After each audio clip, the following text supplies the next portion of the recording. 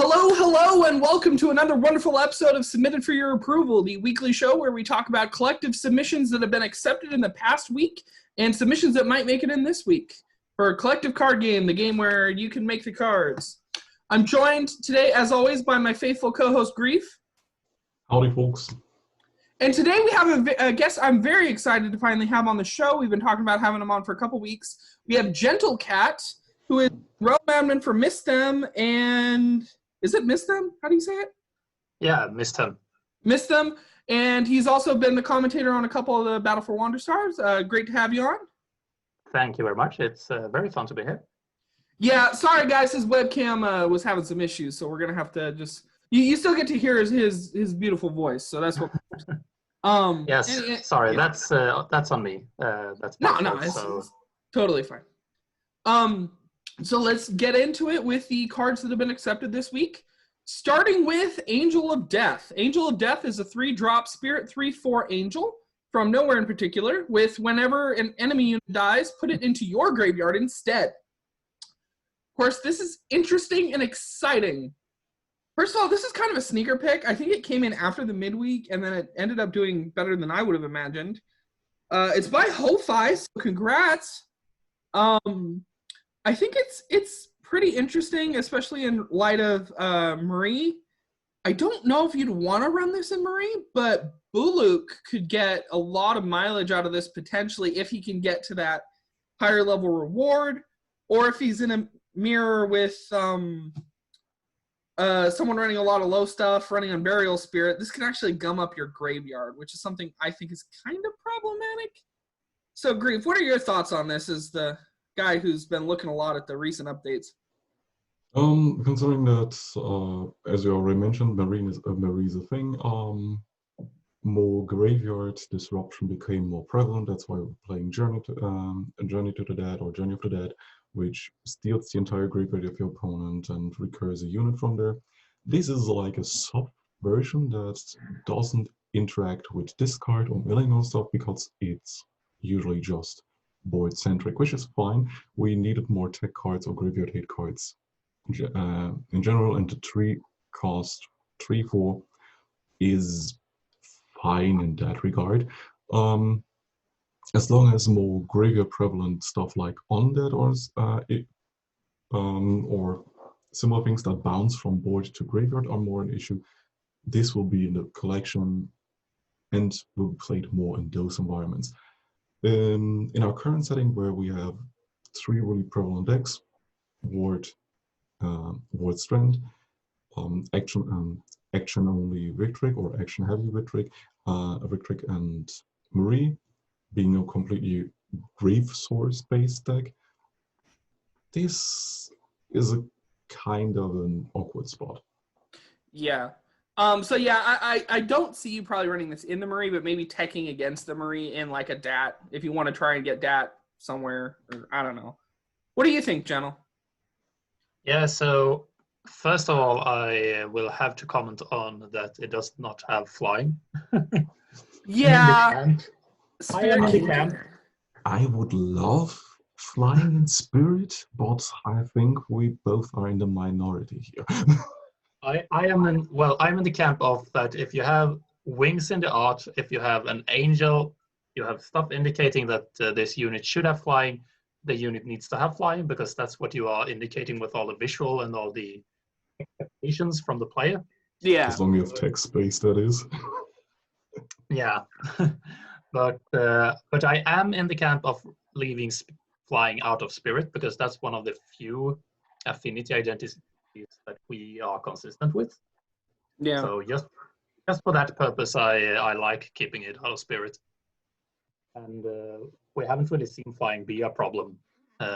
So I think it's fine.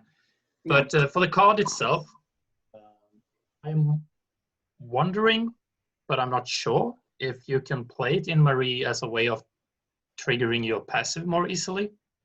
Oh yeah, that's a thought. If you are trying to rush her EXP to get to that level 3 reward, is it? That triggers everything from the graveyard? Yeah. If you want to rush that, this is a way to get more units in the graveyard in a single turn. If it's good, I don't know. Yeah.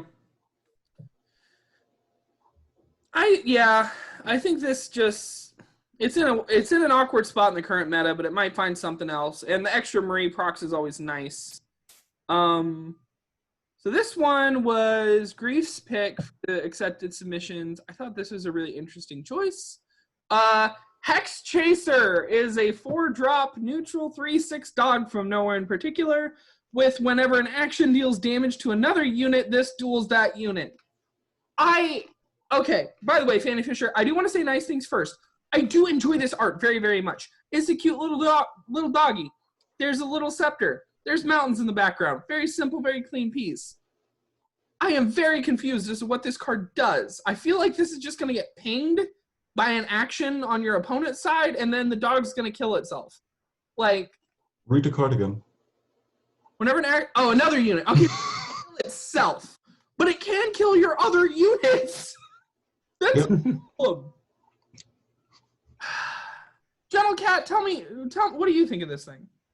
Yeah, I mean, it feels like you have obviously missed putting an enemy unit in the text rather than just another unit. That will bring it more into a reasonable power level, and it would just make sense overall of what you expect the card to do. Mm-hmm. So yeah, it should in my opinion, just say enemy units. Yeah. And if it did, it's a way of making your sweepers larger, effectively. Mm-hmm. But only as long as this has HP. Yeah. It's it's a weird one for sure. But I mean, maybe that's why it's got a lot of votes, because people get excited when there are good flavor and potentially weird interaction. Yeah, I guess flare isn't in the standard rotation now, so you're not going to get your opponent like flaring one of your own units in response to this. You're not going to get the worst of it, but yeah, that does seem like I think that's probably an oversight. I'd have to ask the creator and know. Grief, what do you think about this? Why did you pick this card? It's total jank, and I love it for it because people want me to say more positive things about non-competitive card design. Yeah, anything in particular. And I basically picked it because, come on, it's a 4-cost neutral 3/6 that is hilarious with pingers, and okay, I just dropped my Moonlight's Judgment and my dog chases around the board. It kills itself. It hits like everything for 3 and dies during that occasion. Maybe it hits my own units, triggering rage effects and bullshit like that. yeah. I mean, it's really just a quirky little card. People would play around it. People around it with, maybe it is a combo bullshit thing with the King of High Tails that now absorbs all abilities. Oh yeah. This is almost tech against that, because you can make it so that gets King of Tall Tales off the board even if it picked up untargetable or something, I guess. It's as I said, it's a really little quirky little card and nothing much to think about it. Yeah. It's interesting. And the art is great. I really enjoy the art. It's simple and it's cute. Put it into whatever. You're the Timmy player. We got Gold Mace Hydra. Or wasn't that did we get Gold Mace Hydra? Yeah, we did. This and Mass of Many Men? Ooh. I don't know if I'm a Timmy player. I just think I'm very bad at this game, and I don't know. Okay, so let's take a look at the next one. Paper Phantom. Paper Phantom is a 3-drop spirit 2/1 undead from nowhere in particular, with draw a card on summon and draw a card on entomb. So, things got interesting with this, because the first week this was submitted was pre-Marie, and it didn't do very well. Oh, well, or no, this was the week it did get in, was pre-Marie, but we knew about Marie. Okay? And it was like, okay, this is worse than the Courier, the Spectral Courier that's in the Legacy pool. We talked about that, I think. I think we talked about this card before. But now we have Marie. So what's interesting about this is once this thing is sitting on top of your graveyard, this becomes a 1 mana, banish the card off the top and draw 2, which is neat. It gives quite a bit of card advantage to Spirit at an instant once you hit that awesome level 3 reward.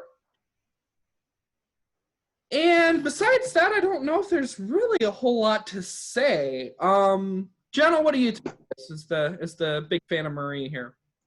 Yeah, so obviously the Marie interactions are interesting. I also think it is interesting that I think this is the first time we see a legacy card appearing as a new card in the pool, right? It just has slightly shifted stats. And it also kind of shows that this effect isn't strong enough anymore at 4 mana. You need to put it at 3 for it to actually be competitive. But I'm also kind of excited to try this in Bullock. I'm not sure if it's good, but I want to try it.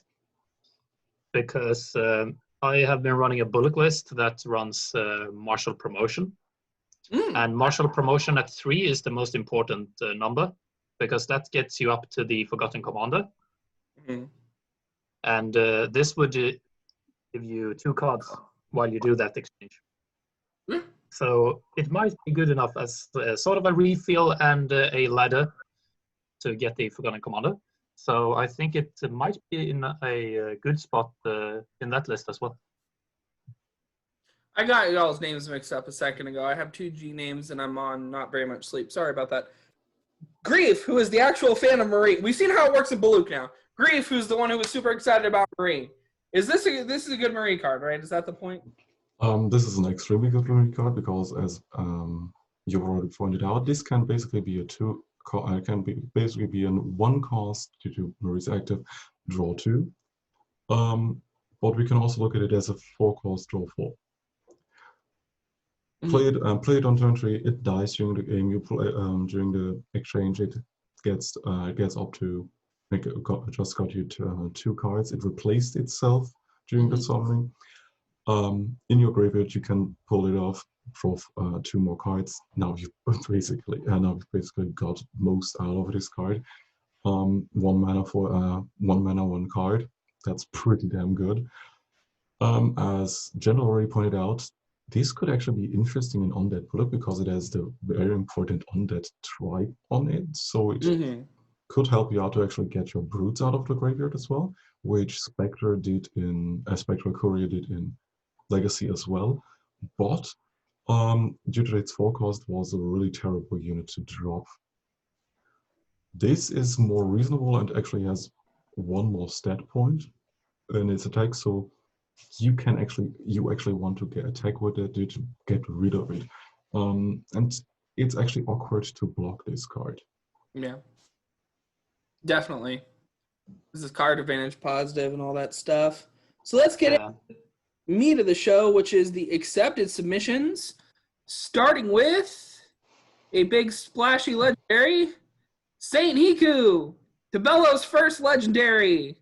Saint Hiqu is a 4-drop spirit 3/3 alien from Debello with when you play a card, gain its keywords wherever this is, and brilliance, which means when you level up, guys. Don't forget that. Give this unit's keywords to all units in your hand with equal or less attack than Hiqu. Fun. And congrats for Pierre for getting this far. The votes will decide. It looks like it's probably going to win, so that's good too. Keywords matter.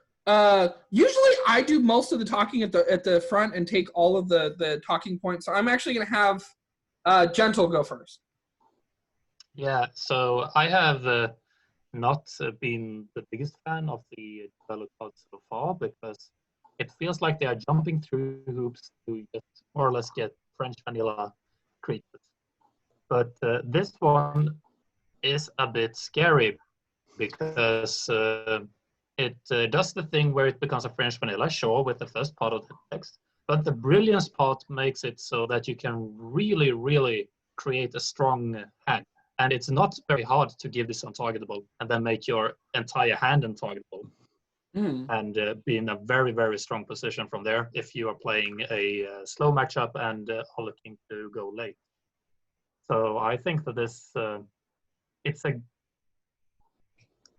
an interesting design, but might also be problematic. Yeah. And it's definitely strong, and that's nice for legendary. Yeah, and I know Pierre worked a lot on getting that brilliance effect where it was more reasonable, because there were some versions of this that you guys did not see that were pretty scary. Interesting stuff about this. I don't know. I there's plenty of stuff you can do. You got to run this without just the regular Hydraxi, because currently there's not enough of them. Grave, what do you think of this? This card is strong enough to actually be splashed. Oh, that's good. Add all to all the alpha players. Do you remember Food Card? Yeah, it's this I miss it. This thing is basically a food card on a stick that can actually protect itself when it gets untargetable. Mm-hmm. And let's not forget, we just got Ring the Bell last week, which gives you 0 cost tokens that are 1/1s. Yeah. You could actually also play this together with your some of your Doom Walkers. I mean, it only costs 5 mana in that deck, and giving all your 1 attack units agile, unblockable, untargetable, ward, or whatever is pretty damn nuts for a deck that when it hits your face, hits you like 5 times more. Yeah, Interesting. Play it in a mind deck and have Devilish Suitor as the unblockable figure. This card and then any agile unit. This card is even damn good enough to be a target for promotion, because it does not have an entomb or or summon effect. It's just a passive trigger, passive and trigger ability. Yeah. My thoughts with this, if you're gonna say this is good enough to splash, my thoughts with this is actually maybe getting a couple of the Vrock robots and doing Herald. Because the way he changed that brilliance around, if you can give Hiqu bigger attack, then you can give all of the keywords to more units. You're right, though. It's probably going to be seen more maybe in that mind deck. I'm eager to see what ways this shows up in the meta. I'll be brave and say when it gets in, because it's doing pretty well. And how this kind of shake things up. So yeah, congrats to Pierre on getting DeBello that far. It might also be that last row there of text makes it a bit too balanced, but we'll have to see. Yeah. I mean, we do have mind robots in Legacy. Yeah. Creating a bunch of tokens, playing. And then you can hand buff this thing. Yeah.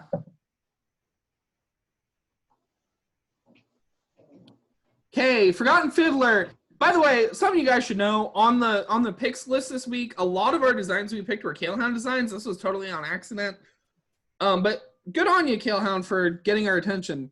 So, Forgotten Fiddler is a 4-drop Spirit 2/1 Spectre from nowhere in particular, with Rebound, and whenever you discard a card, draw another copy of that card from your deck. So, Marie, right, Grief? Is that the idea here, maybe? So, multiple ways. What? There are multiple ways to actually abuse this card. Whims of Fate. What? You can use it with Whims of Fate if you want to get really spicy. If you have the Binding Magician Whims. Yeah. And don't forget, use the Binding. Do you remember the self-mill loop thing with Burial Spirit? Where every time you milled, you created a copy in your hand, which you then discarded? Yeah. That's the advantage. So this has some cool stuff in the legacy pool, is what you're talking. For those of us who aren't super familiar, explain the combo, Grief. There is a card that is called Burial Spirit, or was it a Burial Spirit? Yeah, that's the name. It's a 2 or 3 cost card that is a Spirit Spectre that says whenever you mill a card, you create a copy of that card and discard it. You've played this in self-mill because you basically were able, like, creating multiple copies of a Spectral Courier, because Spectral Courier then lands in your graveyard. It creates a copy of the Spectral Courier in your hand, which is then discarded, giving you 2 more card draws.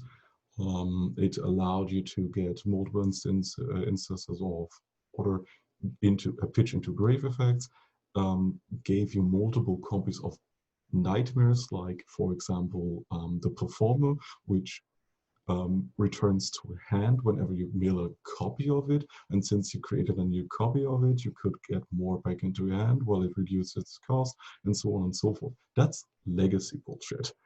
In standard, we have stuff like Spook Blast, because it's a Spectre, so it returns back to its hand, basically giving you 2 cards on hand just of 1 card if Spook Blast is in your graveyard. On the other hand, this plays pretty well with Eidolon of turn, with Trick or Treater, with Binding Magician Whims of Fate. Basically, with both stuff that's in spirit self-discard or mind self-discard, you could probably play around it with in a Penumbra Mind Spirit version, but how good it is, maybe Gentle knows more about it. Yeah, and another good thought about this actually is with the rebound. If you got one of them out, you can actually use the rebound to discard one in your hand and fetch up another one and keep that going for a while. Gentle, what are your thoughts?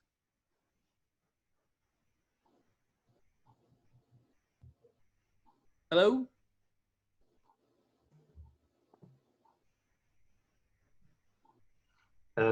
Yeah, sorry, I had some connection issues. It seems like. No, you're good. But I'm back now. Yes. So I think that when I first saw this card, I was a bit scared because it have the issue that the old Dreamer had, in that it makes all discard free.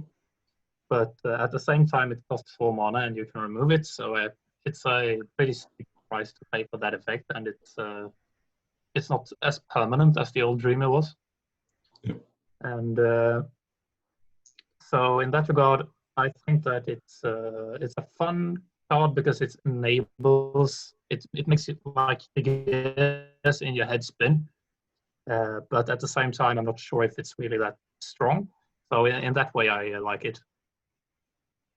Yeah, it's certainly interesting. Got a lot of combo fodder I didn't think of. I might want to give the Spectres deck a shot. How's this doing? This needs to do better. Forgotten Fiddler. Upvote. Okay.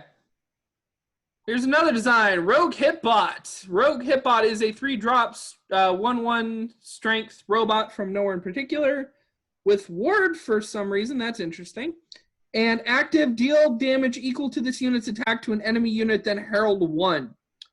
So this is Eradication Herald's bigger, badder brother for 3. This is interesting. So in the ward deck, this is going to give you a lot of like just free damage. Just pump out the free damage. Outside of this, one thing I did think of was in equipment. If you don't really care, this has ward to begin with, so you could maybe slap on a fake Vampire Fangs. Great target for that. Of course, your normal sweet Tectonic Plate Mail. If you want to use this as a dedicated, this is going to be your dedicated removal in your equipment deck.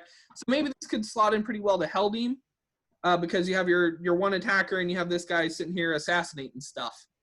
I'll let Gentle Cat start off on this one. Yeah, so while I like the design because it's a recurring Herald effect, and that's not something we have seen before. Eradication Herald does it, doesn't it? Yeah, but it doesn't do it on active, right? Like you can just trigger it each time. It has to expose itself, yeah. Exactly. This you can just let it sit on the battlefield and have it herald as much as you like, more or less. So that I like about it. But on the other hand, I think that there are better and easier way to do the deal damage thing. Like I would rather run the new, is it called Hellspawn, over this? Mm-hmm. If I just want it for the deal damage part. You just have it sit and deal 1 damage to stuff. And I'm not too excited putting equipments on it because if I'm putting equipment or something, I will. And using this active, it will sit at home and not get into fighting very much. So I like some parts of it, while other parts I think that other cards can just do better. I like that art. Cornmeal's been doing really cool stuff with this. There's another one, S-Bot Speedster, and it's like, I don't know what Cornmeal's working up to with this, but these designs are really, really cool looking. Grief, do you have any other thoughts on this, or? Actually, this is a really good card, and that's why I find that you two are talking about it in so a weird way. You guys know that one of the three best performing decks currently is Strand Ward Methods. This is basically a 2/2 with a crystal that can kill stuff for 2 attack, can recharge its ward in that deck, can actually, when it gets the fangs, support your Cortez, falls in line because you play Malsey. You have so many good ways to actually support it in that deck and let it grow bigger to be a really strong removal. And B, you have so many moving parts in the deck that you don't really care if it's an active that's sitting there. You're playing Malsey, you're playing the Ward Knight, and I think another unit that's an act when you're playing the Void Crystal, and I think another last card that's an active. Your board basically hits usually just with 1-2 units, one of them being Cortez and the other probably something like the Pulse Keeper. And the deck also runs what's it called?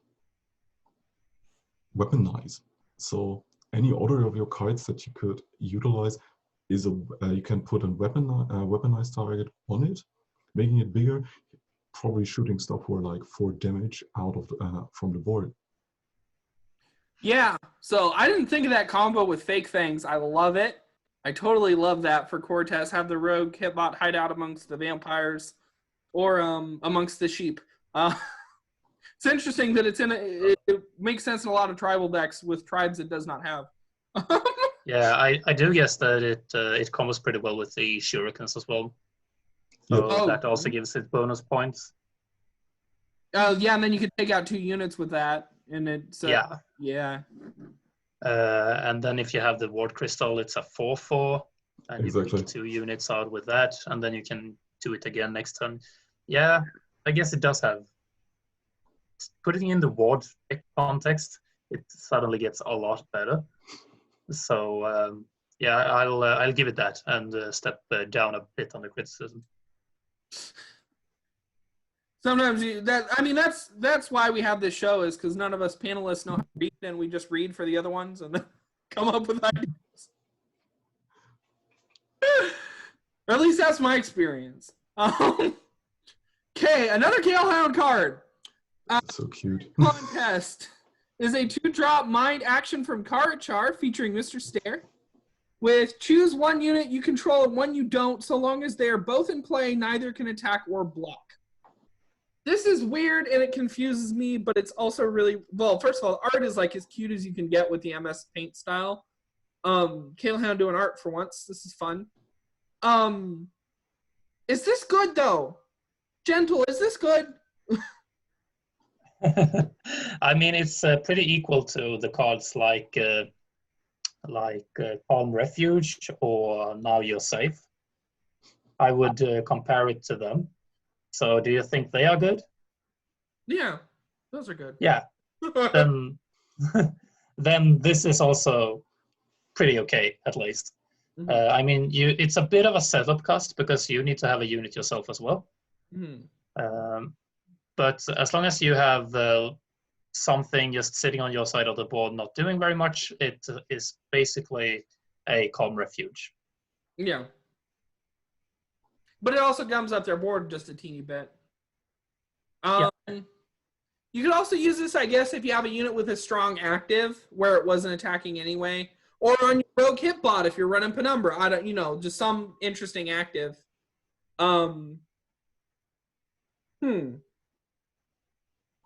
Grief, what do you think? It's cute. It's a calm refuge / repelling amulet that is weak to actives or passives, but that's basically it.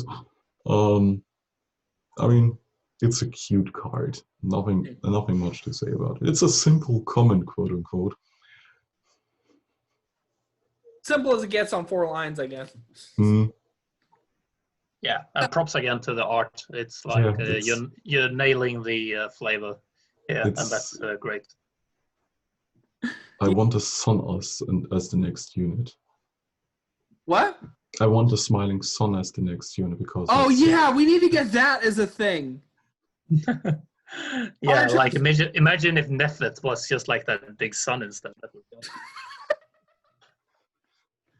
Tunifying a cards just like we do in Yu-Gi-Oh! Yeah. Like the tuned Blue Eyes White Dragon. Now we're getting the tuned Phoenix. Yeah. I actually pitched that originally with a couple designs for Card Shark because I'm active over there a little bit. I don't know. We'll see. Okay, Wasteland Scorpion. Where did my picks end and your picks start? That's my first contest. Wasteland Scorpion is a 3-drop mind, 1/4 Scorpion from nowhere in particular with deadly and active gain ward. Very, very simple. I like this simple. I love the art. Entropic Mage did really, really good. Kind of that little bit of a little bit of a impressionist type kind of style. This is cool. I guess it doesn't need more than 1 attack because it's a deadly, and it's got a nice padding of like 4 defense, and it's got the repeated ward. How do we break this, or what do we do with this that's more interesting than just a blocker, or is this just a good blocker? Grief. It's actually just a really pretty simple card. I basically picked it because it was mentioned that it nearly got in last week.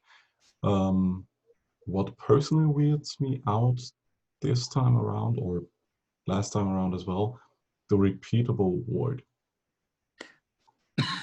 You're playing basically this unit which has already 4 HP, so dodges a lot of removal.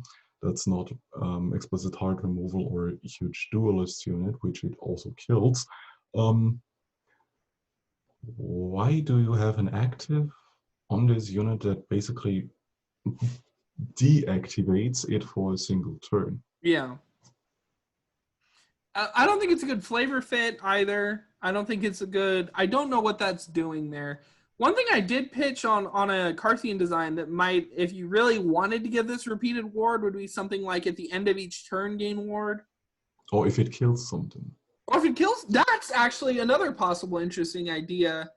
To be honest, I would just have this be a deadly ward for 1/4 for 3 mana.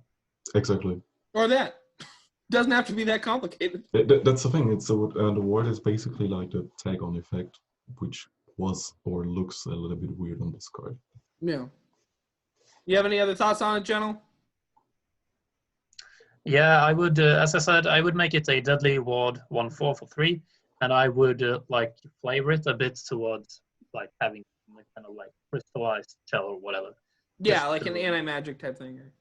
Yeah, exactly. Just to spice it up a little bit.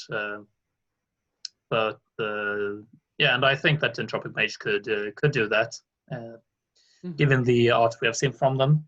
Mm-hmm. So that would be really nice if they want to submit this again.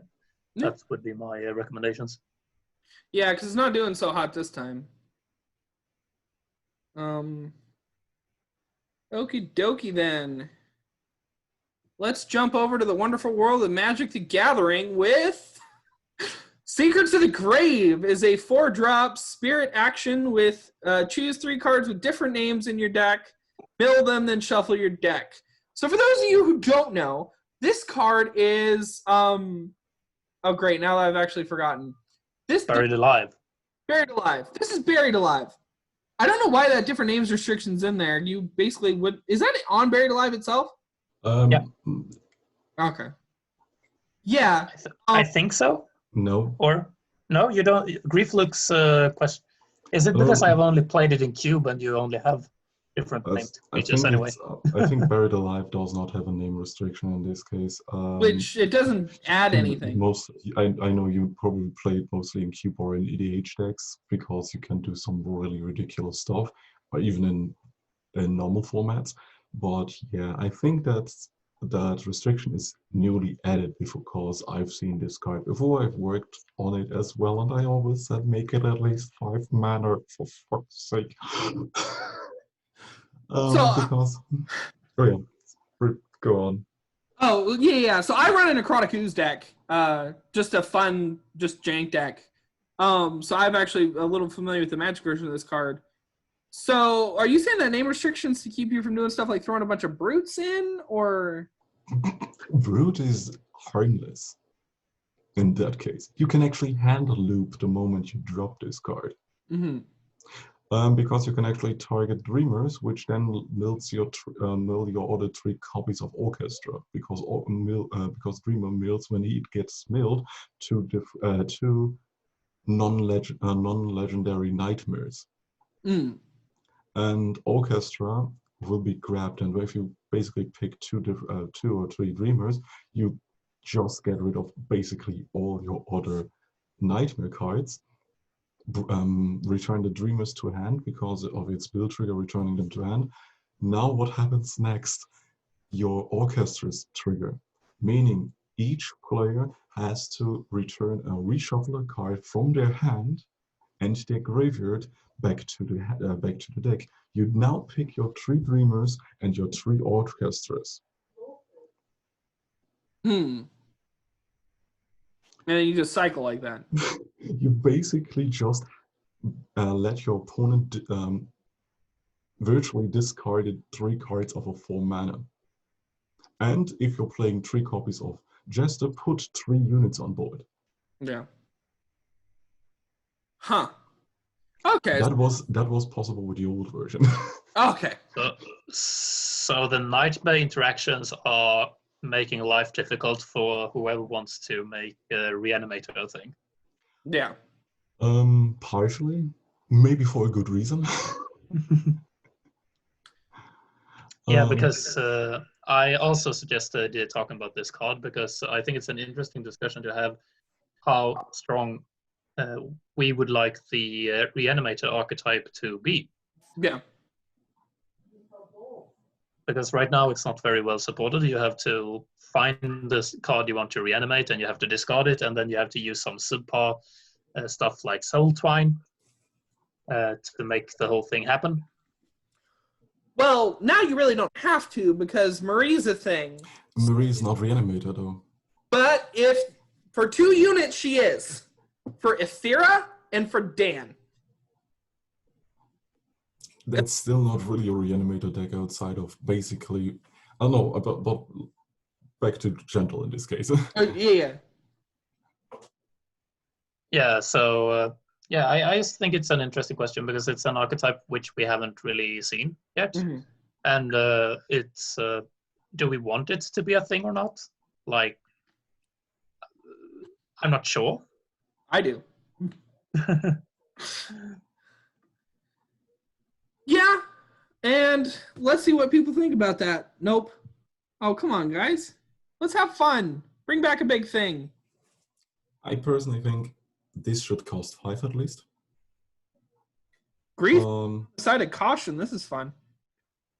It's already a little bit nerfed in this case, and yeah, sure, the Nightmare engine is basically complicating things a little bit for some combo reasons, but still, outside of that, this would be a really good grave fuel to get Revenants, Brutes, etc., or reanimator targets, since we already have Lesser Raise Dead and Raise Dead in the game. And I mean, we already have grave fueling on a pretty good unit like Mom. Could you redesign it to like pick your largest units or something? I mean, you can use non-legendaries, which already nerfs this card enough. because this hand loop thing is basically only really possible because you can get Dreamer off of it, which can then build 2 copies of Orchestra. Yeah, but then the question becomes, how comfortable are you filtering on rarity? And that's a little... I mean, we have already cards that do so. Yeah. I think that's goofy, though, just personally. I guess rarity doesn't mean much post-scout, so, like... Outside of Legendary? No. Yeah, might as well make it mean something. I don't know. It's in an interesting spot.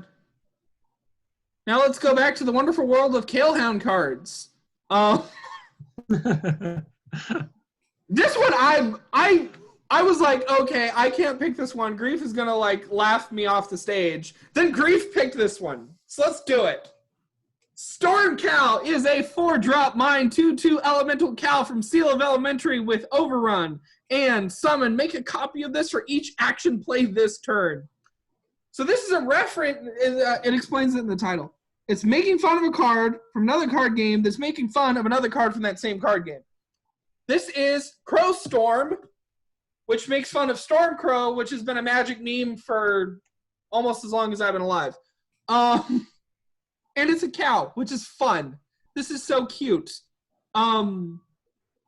Is it now? The interesting thing I thought about this is like, legitimately, is it good? So like in this would actually be like where I would kind of defer to Gentle, right? Because my first thought is like the Mysthem, the Mind Action Spam deck.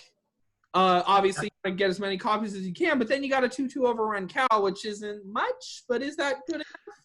Yeah, so like this is what it's all about. We need more cards like this. This is like what Collective looked like when I joined back like 2 years ago, and I just love everything about it. So please upvote this card. It's great. Is it good? Well, no is the short answer.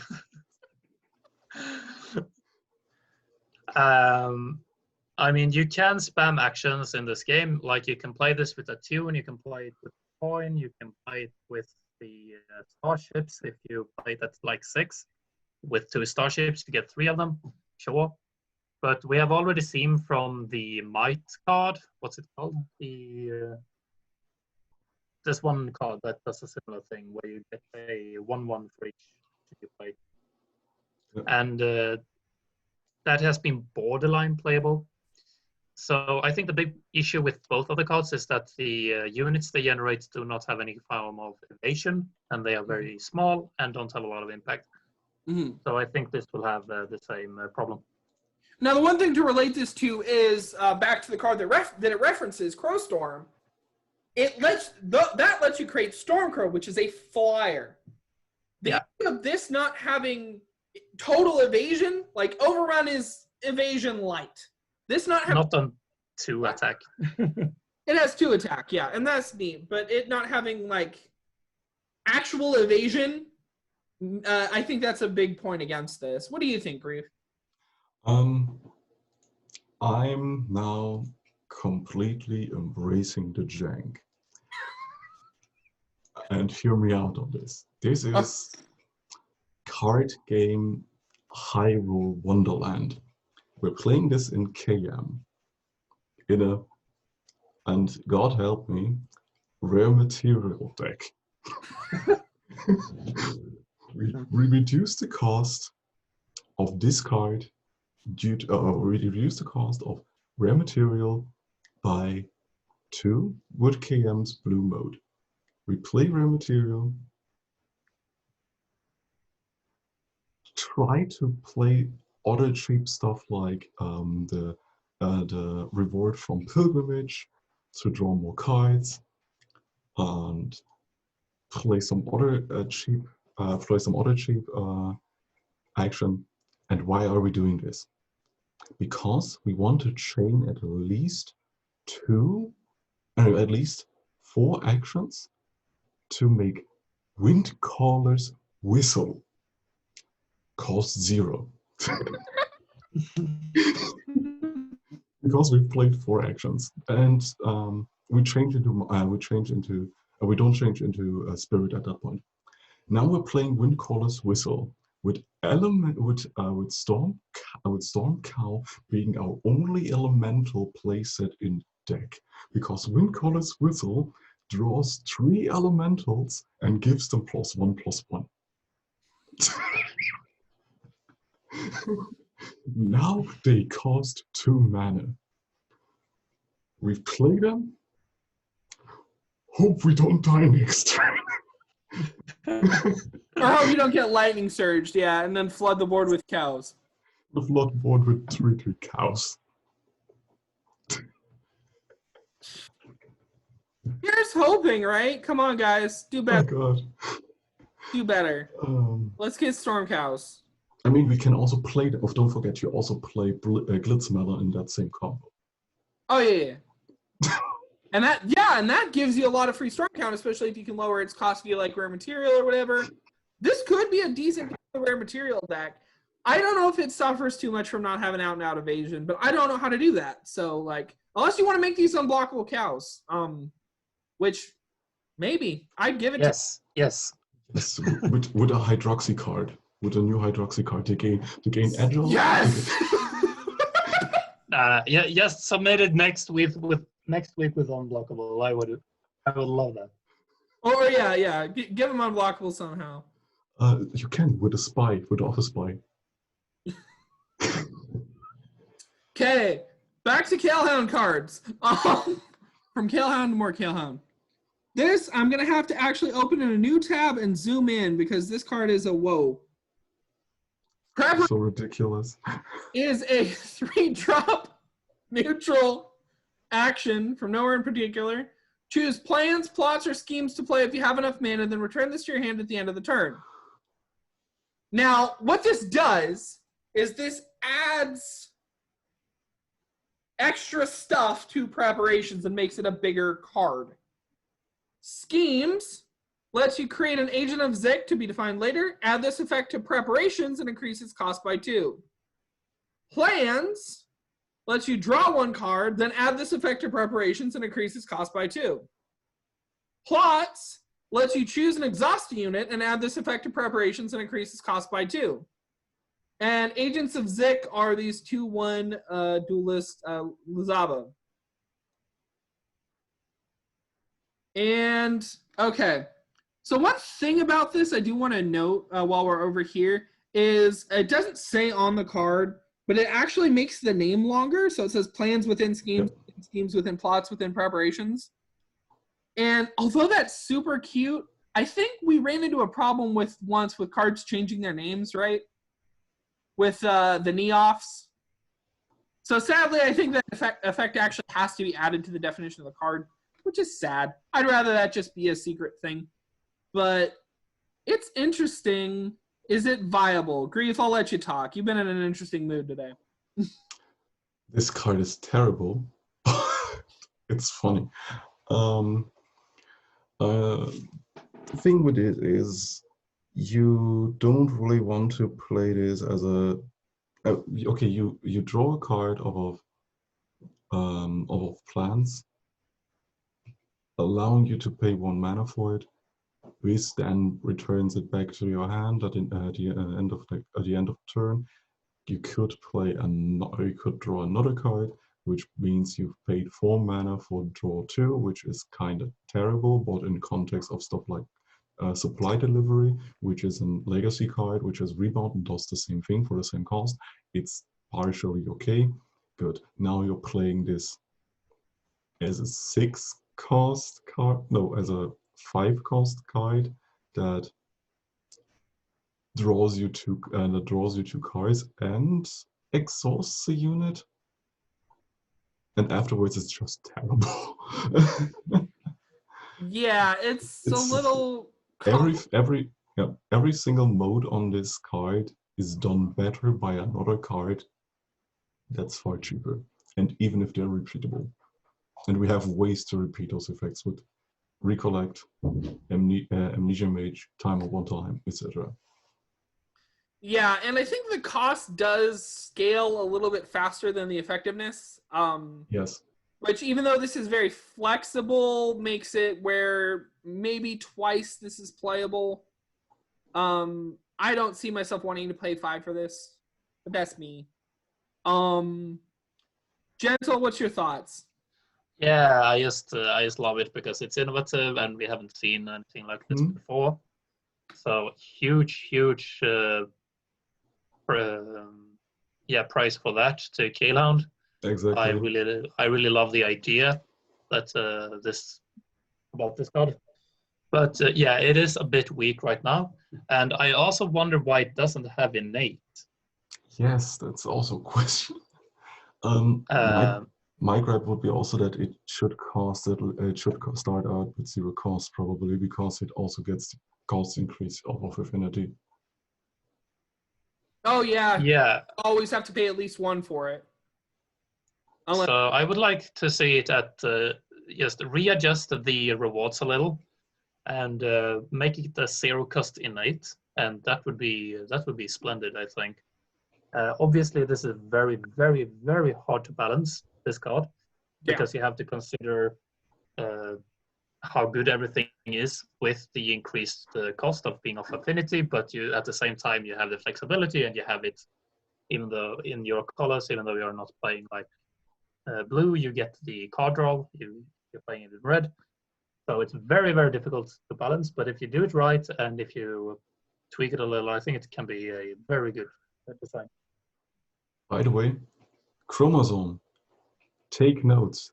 This is a way how to design more interesting multi-affinity cards for KM.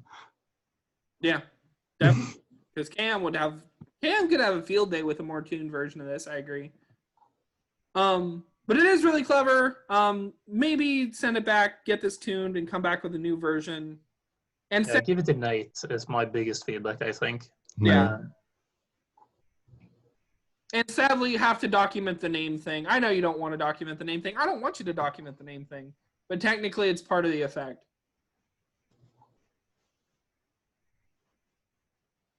Invoking Chant is a 1-drop spirit action from nowhere in particular with trigger a friendly unit's summon effect. So this is the start of your picks, right, General? Exactly. Okay. And yeah. You're stealing Grief's catchphrase. He does the exactly thing. Okay. So, cool stuff for those of you who didn't know. We had 2 really, really cool things get added to the card creator. And one of them Grief doesn't like at all, and we'll talk about in a bit. But this one, we'll talk about the other one later. This one is we can now, because Marie can do it, trigger summons, entombs, actives, trigger any triggered ability we want. Which is cool. I like that. Why I didn't pick this card, even though this is my kind of thing, is I feel like I don't know if that's the affinity we should restrict this to. Because mine does a lot of blink, but mine famously can't blink summons, which is why we don't see a lot of blink in the game at all. And so I don't really know where in the affinity pie this goes, and I would like it to be more than just spirit. But it is interesting, and I do think the art is cute. It's been on the art sheet forever. This is from an old thing called Encore, I think. There was someone pitching a music realm a long time ago, and it looks like it used to belong to that. I don't know. Gentle, why did you pick this? Yeah, obviously I picked it because it's showcasing this new effect that we got in the editor. And I think it's a great tool, and I would love to see more designs using this. Mm-hmm. And also for the reason that you already mentioned, that I am confused about this being in spirit. I would like it to be in 1 mana in neutral, actually. Yeah. And if you have it 1 mana in neutral, it might allow for a lot of nice jank stuff like Dralags, triggering your emoji monsters several times. Could be really sweet. But in spirit, we also have Underlabs Enigma, which is more or less the same thing at 2 mana. Or like 3 mana, since you have to play the unit as well. Yeah. So, yeah, those were the reasons, and I think that it would be a nice card to have in the pool at neutral. Yeah, spread the love, spread the love. I mean, that's what the art are doing, right? Grief, what's your thoughts? My jaws that bite, my claws that catch. Sorry. There was something about Entomb triggering and stuff like that that we can also explore. Don't know if it's done before. Maybe repeating all summons and all Entombs that were ever played in your game. But yeah, I really like to explore more of this.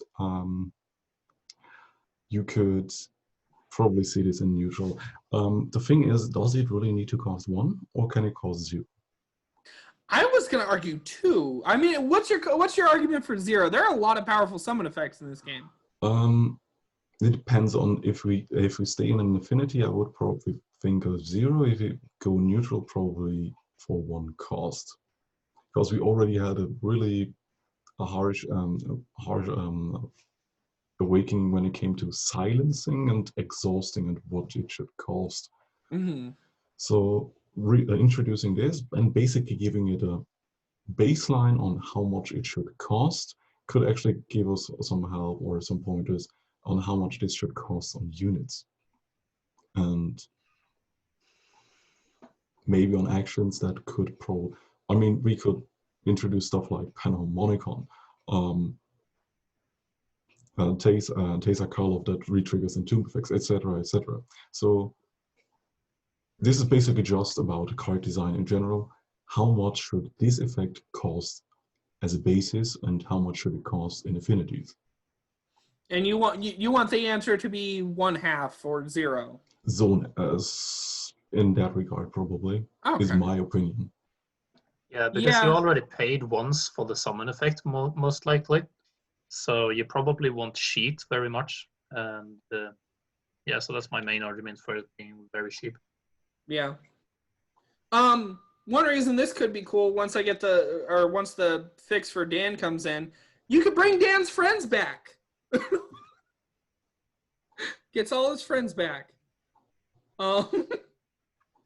I'm telling you guys, if this got in, we would probably bump it to about 2. I think that's where it goes. I think it's 1 or 0, actually. Okay. Mana Beacon is a 1-drop mind 1/1 wisp from Chromosome with summon, gain 1 mana next turn. Ramp effects. We don't got enough of them. So I talked to Zinker about this a little bit, so let me share this with you guys. Zinker's trying to diversify what the wisps do. So before they were just general KM stuff. In the lore of Chromosome, which Chromosome does have lore, these things eat color and like copy the ambient energy from the stuff they eat. So this one eats mana, I'm guessing, or spits mana or something. Vomits mana. He's vomiting it. Why did you pick this card, General? Was it just because we don't have enough mana ramp or what? Yeah, so it's not just mana ramp. It's the fact that ever since rotation, we haven't really had a lot of this one-time mana ramp that we are used to seeing from Mind. Sorry. Before the rotation, we had Rich Get Richer, and that kind of defined the whole affinity. And it would be interesting to maybe get back to that and see more of this one-time mana accelerant that we used to see from Mind. Okay. How's it doing? Yeah, it's doing all right, I guess. Could be doing a little bit better. I think Chromosome might have accidentally made its bed with being these KM cards, and maybe that's affecting its popularity a little bit. What do you think of it, Grief? I mean, it's one of the more interesting designs so far from Chromosome, especially since it's more in line with, what was the other ramp card from Mind, also from Legacy, the card that gave you 3 or 2 mana for the next turn? Oh man, I can't remember it. Star Formation or something like that? Yeah, something like that. So it's in line with that. An especially interesting fact is it's a 1-drop that ramps you to 3 on the next turn. That's basically only something that Hermod usually does. Ashgurdy would love something like that to actually establish a board now and maybe get off an burn spell or something like that to maybe perhaps trigger her passive because she struggles currently. On the other hand, even Wittrick would probably use it because he now can actually play 3 cost actions, or maybe even chain it into a tune and get something for 4, which helps a lot. You could play multiple of them and ramp into stuff like Hourglass. This is a really interesting card to play around with. Even KM would probably actually use it. Yeah, because for KM, this is free mana with her ability. Yeah. Yeah. So I don't know. It's a nice, clean, simple common. I do like that part of it. Time will tell how people react to that kind of thing. Now let's actually revisit a card. This is Gentle picked. We talked about it last week, but we changed, or Bonk changed one critical part. Let's see if that's how that's doing for it. MC Rhodamine. I've said a lot of this before. Let's just read the text box. Whenever this enters or leaves play, replace your other units with random ones whose base cost is 1 more. Full stop. No more readying them. Is this what it takes for us to get this weird jank card in the game? Gentle, why'd you pick this one? Yeah, why did I pick this one? Because I like this direction for Tutela, although it hasn't proven to be very good yet. I think that we would have needed the old version of Rhodamine to actually get some of this effect see play, and I was excited for that. Unfortunately, it did not get in. So I'm showcasing it again because, as I said, I like this direction, and I would like to see more of it on a good power level. Yeah. Now, Grief, you don't like this direction. Oh, I love it. Oh, you do? I'm a long-time fan of Tutela, so yeah, I love this kind of direction. And I also had the joy or displeasure to play against a weird janky version of Marie that Bonk built with the random cards like Sabrina and the Scientist, that when it dies, it changes stuff randomly into something else. Just as a tip, don't play with Maria, because Marie, because if you ever hit Madman's Monster, your whole graveyard is gone. I could see this actually as a really janky way to play either Bullock or Dart. That is, I call it janky, but it's actually kind of ridiculous, because the Scientist, Sabrina, and this thing can turn most of your board into, what, 6 to 7 cost units in just 4 turns. Yeah. And that's a directional playstyle that is extremely random, but you're going in with a game plan that it already is. It's not like a random roll of a dice like you're trying to boost a tutor. Yeah. Or basically rely on drafting to perhaps find an answer and just don't. In this case, you're just embracing the randomness, and since you're only scaling upwards, yeah, you can only get mostly really good cards over the course of each evolution. Yeah. So controlled randomness, and that's good. Yeah. I agree with that assessment. I like Rhodamine. I voted it up. More people need to do that. I wish that ready clause was back, but we can't bring that back because, like, I don't know, people are being weird. Well, we have to play it with down and dirty then, I guess. Gentle, did you have anything else to say? Yeah, more of the same. I would love to play the ready version of this in a Bullock list, like the turn after you played your Bullfrog Trainer, and you get 3 other units, totally random, that are ready to attack the same turn. I mean, it would be a fun experience, I think. Yeah. But I don't know what it's going to take. It might take a cost buff or something to get people to accept this level of craziness. Okay, now this is one we've already talked about. Yeah, you're okay with the evolve effects, Grief, but are you okay with the ones that I love, which is the scout effects? And the answer, you've already talked about this. You don't like this one. Do I have to talk about the next card then? We have to. Jen will put it on the list for me. Infinite Index is a 2-drop neutral action from nowhere in particular. With target a unit, then choose Affinity, Realm, Cost, or Tribe. Then choose one of 4 random units that share that property with that unit and put it in your hand, reducing its cost by 1.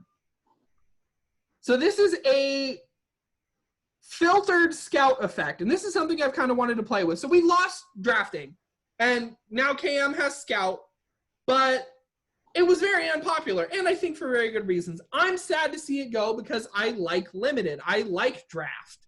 I like the feeling of, I believe variance has a role to play in every game, and I like the role that draft had to play. So I was like, how am I going to put it back into the game in maybe a more refined way?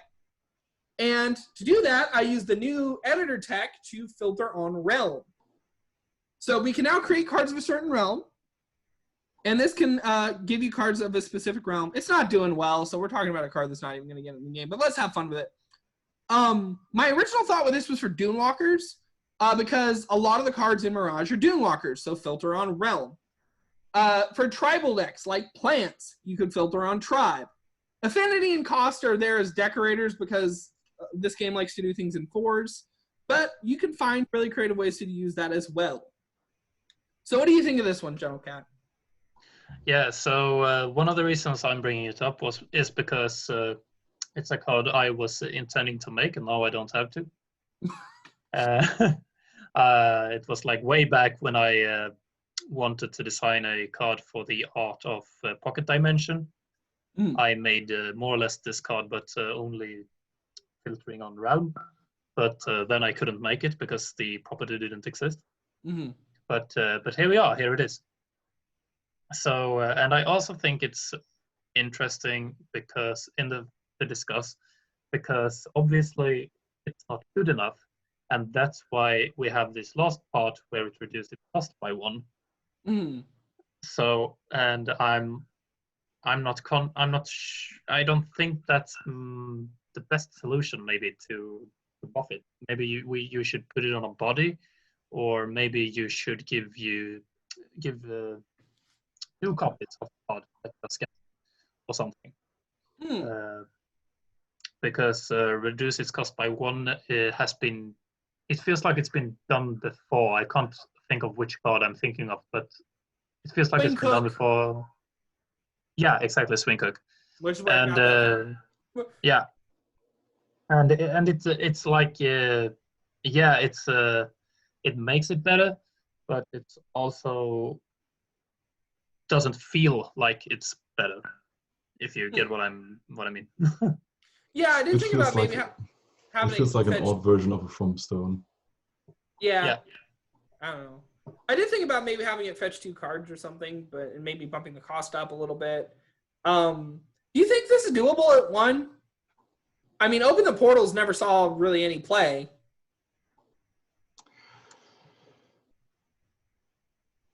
Go. Okay. Okay. First of all, cut the crap out with the cost and affinity because we really don't need that. Just make it either a realm or tribe tutor or both. And second of all, cut out the reduced cost. So now we have text space on it, doesn't bleed in the gem anymore, which is so annoying to look at. And then cut down the cost to 1. And now we're probably looking at a baseline okay-ish to pretty mediocre card. And just as Gentle said, get 2 versions out of it. What I'm against, and I already pointed that out with Rhodamine, is completely randomness with high variance, pulling from a card pool from over 400 cards, like Open the Portals. And controlled realm, scout effect. Oh yeah, we can actually cut the text even with scout, because we can use that language now. Scouting from a realm or a tribe in particular is fine by me, because that was also something we had in mind for Volnacht. Yeah, but I would only do 1 of them, because reducing the amount of times you have to choose is very important in a design, I think. Exactly. So either make it realm or make it tribe. That's why I also don't get a comment on doing things by 4, but that's because that's pretty much news to me. Just the precedent with Swing Cook, Flips, Open the Portals, a lot of them tend to be pick 4s. That's basically just on scouting themselves. Yeah. Not basically what you're... The modal pick, yeah. Yeah. So yeah, we could cut that down to a realm tutor, target a unit, and scout scout cards from that from target unit's realm, and scout 2 cards from target unit's realm. Full stop. Okay. Make it an uncommon. Make it cost 1. Be neutral. We're good. Okay, I'm glad that Grief is saying there's good ideas in my card. Yeah, that's basically the card I was intending to make with the pocket dimension. so I agree. Okay, dog. So I'm going to stop the share. We'll go to closing remarks. Thank you, as always, to my wonderful co-host for joining us on the show. And thank you very much to Gentle Cat for joining us today. It was really, really fun having you. Yeah, thank you. It's always fun to be part of like the stuff happening in the community. Yeah. I am going to go ahead and at the bottom of the video, in the video description, I'm going to link to Gentle Cat's art page if any of you are interested in checking that out. He's done some really, really popular, amazing pieces for the game. All the pretty stuff from Mysthem. Gamburu, obviously going to be my personal favorite. And I'm sure he's going to come up with a lot more. So like, comment, and subscribe to remind me to keep doing this thing every week. And y'all have a great day. Keep playing and exercise the democratic process. Bye. Bye.